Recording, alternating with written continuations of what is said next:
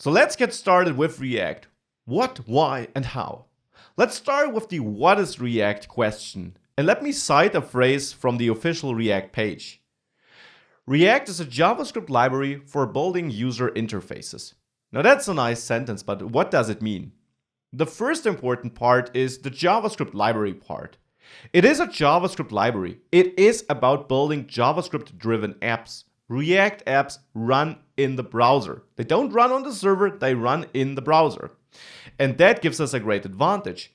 Things happen instantly since they happen in the user's browser. We don't have to wait for a server response to get a new page or to render something new. The other important part in that sentence is the user interfaces part. User interfaces are basically what the user sees, and React is all about using components for building these. If you think about it, you can split up any web page into components. Here's an example. This is just any random web page we can think of. We might have this header area, a sidebar, and then on the right some content. Now we clearly can split this up into components.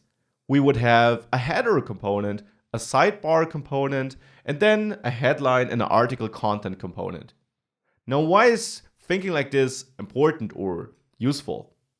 Because if we split up our web app, our website, into such components, we can build these building blocks, these components, as contained pieces of code.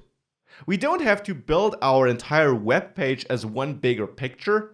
We can build all these tiny things on their own. This of course makes working in teams easier, but even if we're working alone, it makes it easy for us to keep our code manageable. If we change the headline later on, we only have to go into that component and update it, and we don't have to find that code on our entire web page code. We also can easily reuse components then. If we have a list item component and we want to output a list of these, list items, then we only have to write the code once and can then easily reuse it.